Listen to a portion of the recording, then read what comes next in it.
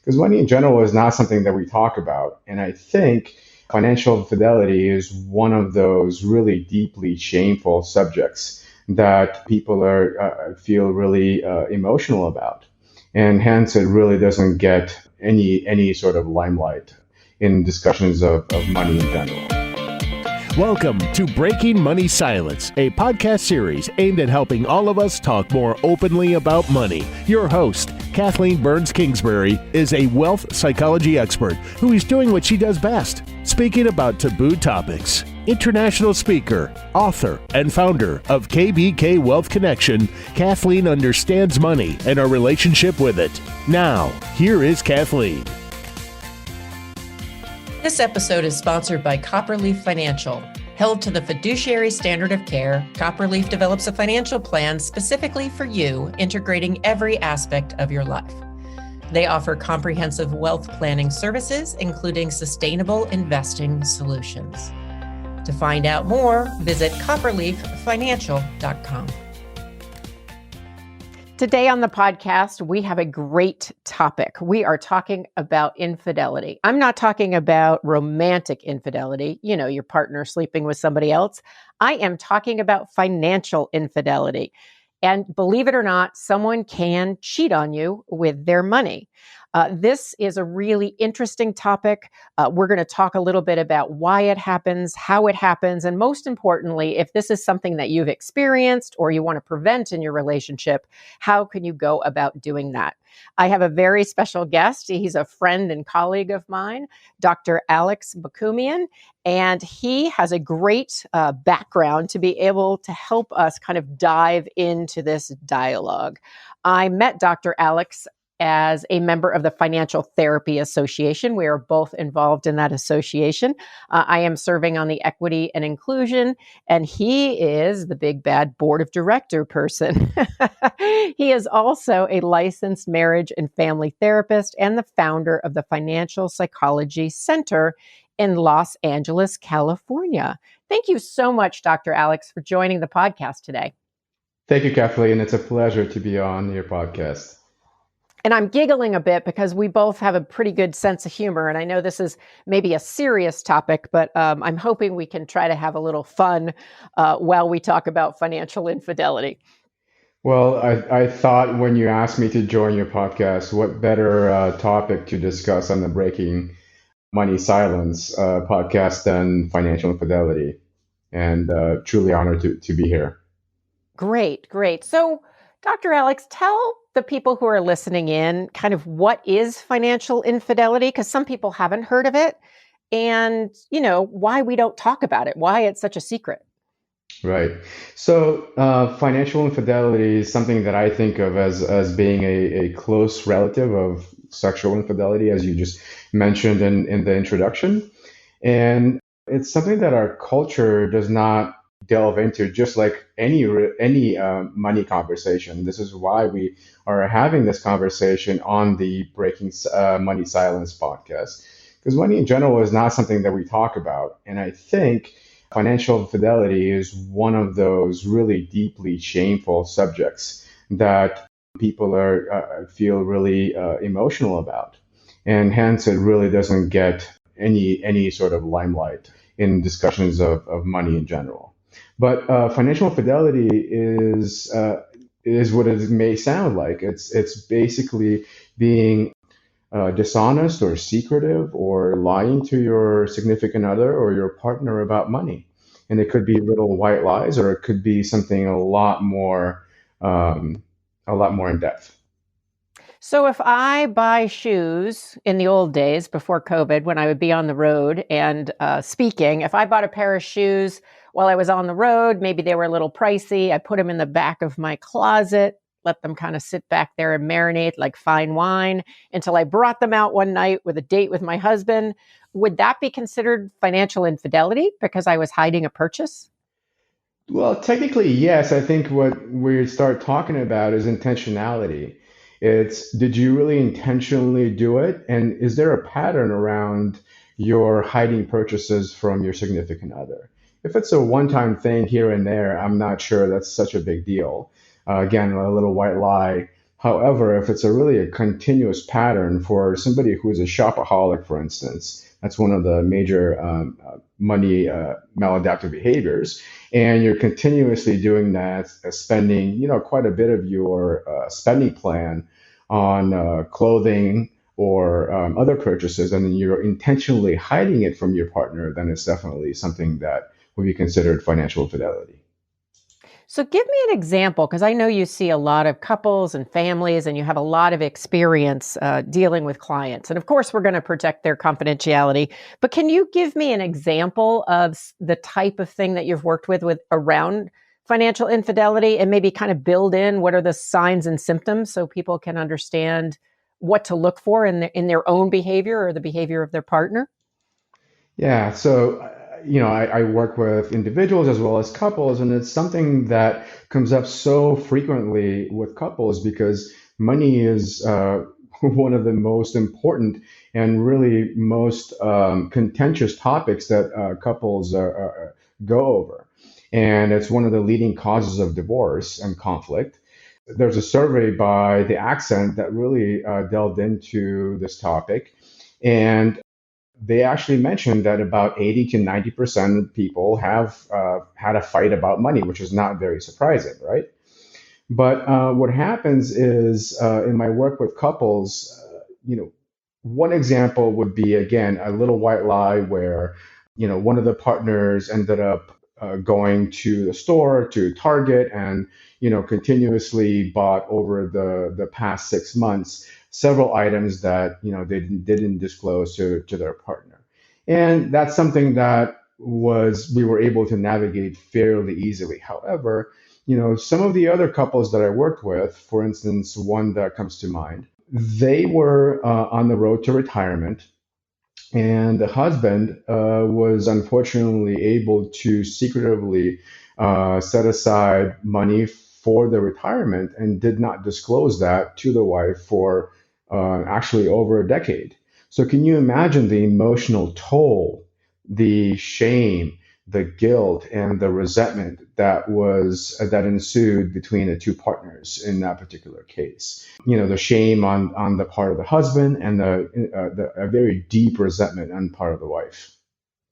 Yeah, I mean, I used to work with couples in my counseling background a little bit, and certainly have worked with advisors and couples a little bit in my role now. And, I think it's what it symbolizes, right? It's the action is one thing, the hiding purchases or gambling or having a secret account may be a sign of someone being financially unfaithful. But for me, and you correct me if I'm wrong, Dr. Alex, is that it's really ultimately what's underneath it. Like, is it intentional? You already said that, but what can it be a symptom of? Like, why would somebody do that, what your client did? Absolutely, and you bring up a good point. It's as a financial psychologist, this is part of my life's work is to really delve into the underlying roots of why we do what we do with money, whether it's on an individual basis or within a couple, let's say. And as you astutely pointed out, when we're seeing financial infidelity, it's just a symptom or a sign of something much deeper and and wrong and difficult that is going on in the relationship. And to throw out some of this psychological jargon a little bit, we call that triangulation. And what that term means is when two partners are not unable to have a direct conversation about their feelings and what is going on in the relationship, they bring in a third, either person or entity, such as money, that communicates the same message that they're unable to say to their partner directly. So a lot of times what we see in research is that money ends up being the conduit for a lot of these emotions that one partner is not able to convey to the other. For instance, expressing love through money, expressing control through money, expressing a power differential through money are all underlying themes that is unexpressed within the relationship when you're looking at financial infidelity. Interesting. Two things come to mind. One is my shoes in the back of the closet's really only about my own money mindset because I feel a lot of guilt or used to feel a lot of guilt when I spent. In fact, when I'd let my husband know, he'd be like, why did you hide them in the back of the closet? So working through my own money mindset on that. But the other thing that comes to mind, Dr. Alex, is I worked with a couple, this is years ago, and he thought she was a compulsive spender. It turned out that she was spending compulsively, but the real issue was she wanted to get his attention. And the only way she could get his attention was to make him angry over her spending too much. So that was ultimately the crux of the issue. It really wasn't about her spending. It was really about how do you, in a healthy way, say to your partner, I need attention. And how does the partner then give that attention? Or are they capable of it? So that's what they ended up having to work on, not her shopping or budgeting or anything like that. Absolutely. And you reminded me of a couple I worked with as well in very similar circumstances and outcome. I've actually included a little snippet of that narrative in a series that I have on social media called Confessions of a Financial Therapist. And one of the lines that I remember to this day that the wife mentioned to me in session was that he would choose me over money every single time. He would choose money, I'm sorry, money over me every single time. And I feel like a third person in this relationship. So I thought that was such a powerful statement. And it's something that you just brought up in your example as well. Yeah, yeah. And your Confessions of a Financial Therapist, that's a really cool thing on LinkedIn. I highly recommend people connect with you and check that out. As we're talking about kind of the underlying issues, before it even becomes a problem, is there anything a couple can do to work to prevent this in their romantic relationship? Absolutely. Great question. I think the first thing that comes to mind is how do you manage your finances? And is there any pushback or difficulties in navigating that? I remember a saying that I heard when I was getting married, which is the wedding is the first event that you're tasked to do together. And if you can't get through that, like budgeting for a wedding, there's a problem. So of course, Yeah, when being challenging. facetious, It's a yeah, very exactly. emotional time. Yes. hmm Yep. So the further discussion is, are you able to manage money within reason equally? I mean, in every couple, I think there's one of the partners who's a little better with money. One of the partners is maybe not as strong, but it's the overall conversation. It's again a playing field and a narrative that ensues where are you able to discuss your wants and needs, and are you able to be vulnerable in front of another person, your partner, in discussing what you want, from a financial standpoint, and are you able to set goals together? So I think that is a really crucial conversation to be had as you're walking together in your relationship towards financial ease, financial clarity, and financial freedom. And anybody, I agree, anybody who's listening in, if you haven't done that already in your relationship and you're already in a committed relationship, it's never too late to break money silence. So it doesn't mean you're automatically going to kind of go straight to financial infidelity, but it does mean that maybe there's an opportunity to work with a financial advisor, a financial therapist like Dr. Alex, or some other professional to help kind of facilitate that conversation if you find it challenging. So it sounds like the best way to prevent it is to break money silence early and to have some basic conversations and some openness with your partner.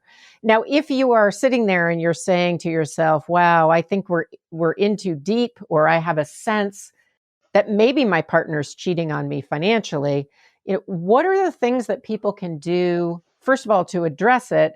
And second of all, I guess to treat it, because it strikes me as that maybe it needs some sort of intervention or treatment. Absolutely. I think what you brought up is the gamut or the wide spectrum of financial infidelity. Even as niche as that term is, there is a broad range that we're actually covering in the Breaking Money Silence podcast here.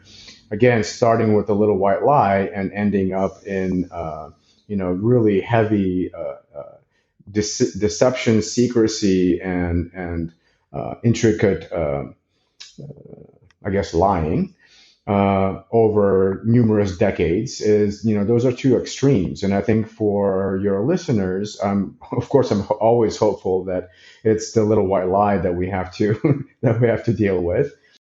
But ultimately, it's the ability to bring in a professional or even, maybe a family friend who is objective to this conversation and is able to help and look at this particular situation from a different standpoint. I think there's so many parallels to sexual infidelity as well, because there is so much shame equally in sexual and financial infidelity. At the same time, I think that having this communication and being able to overcome even the most dire or painful of situations is something that we've all come across when it comes to sexual infidelity and just relationship hurts. So couples have come back from much more than this, and I think the key ingredient in that is the willingness and the ability to actually look at the issue without playing the blame game, and really being willing to sort of right the wrong and look in the positive direction. So that's kind of the prerequisite for having these communications with your partner. One of the things that I'm curious about, and I cannot remember the actual statistic. I feel like it's in my book, Breaking Money Silence, but that was a few years ago I wrote that, where it was some study, and you may be familiar with other studies, but where they said that if a couple actually identified a financial infidelity and worked through it, that ultimately their relationship was stronger. Have you ever heard about any study like that or experienced that in your practice? I've definitely experienced in my practice. I've had couples who have gotten through pretty significant financial setbacks. One of the couples that I'm thinking of is a couple who was nearly retired, and the husband was more of a money hoarder, or somebody who is a little too prudent with their savings, right? And the wife was really the opposite. And for about 20 or 30 years, she walked to the beat of his financial drum. And they didn't have kids because he thought it was too expensive. They didn't go on a lot of trips because it was too expensive, so on and so on. And in financial therapy, it was a really difficult conversation to really delve into the resentment that the wife had against the husband for really being so controlling and limiting, and for the last several decades, in what she could or could not spend on herself, on the couple, and even to the point of not even having the ability to have kids. What the breakthrough was within that couple was that they were able to look at each other from a standpoint of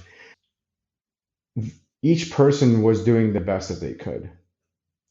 And instead of being sort of, again, going back and forth in a blame game, they were able to resolve this conflict by really looking at the vulnerability and inability to communicate the vulnerability to each other for the practically the entire 20 years.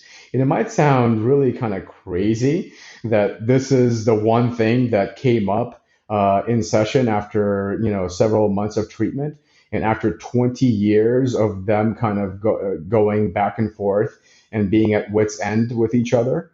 But ultimately, it was the lack of vulnerability and finally, opening up these communication channels and being able to say to each other what they felt for so many years towards each other. And it was a very freeing conversation. Yeah, and I would imagine that would be incredibly healing. And I can see, especially generationally, but certainly different situations for different couples, it can be really hard based on your history to be vulnerable, or if there's, a lot plays out around money. So I think that's really an example of how financial therapy can be a really great tool. And it's something that we shouldn't think, oh, you're a certain age and you go to financial therapy. It actually can be at any point throughout your lifespan, it sounds like. Absolutely. And I'd like to even point out one of the other techniques that was really instrumental in helping heal this particular couple was the idea of circular causality. Circular causality means that it's not only the person who is quote unquote at fault who is committing the financial infidelity, but it's really up to both partners to begin to change. And that even in this case, that the wife was doing something that unfortunately helped and made way for financial infidelity to occur. And what that was on her behalf was abdicating all financial responsibility to the husband. It was the fact that she felt so taken care of earlier on in their marriage that this was a one way that the husband was able to court her initially. But again, ultimately abdicating financial responsibility completely, led way to the financial infidelity because she did not know what was happening in their budget and their spending plan and where the money was going. Interesting. That is so interesting. I mean, I think there's two things that stand out in our conversation today for me. One is the triangulation or being in a triangular relationship, which I talk about from time to time in my work, but having money be the thing that's in between the couple that you're triangulating around is really kind of a fascinating concept. And I think the other thing, which is really hopeful, but also very realistic, is that there can have one person who has a symptom, but it doesn't mean that there isn't something that the couple needs to work on together in their dynamic. And it sounds like you're doing really interesting and cool work. I know you're a member of the Financial Therapy Association, and I'm going to put that link down there because I think a lot of people don't know what financial therapy is. And this organization is a great way to find out more, certainly about you, Dr. Alex, but about other people and the field.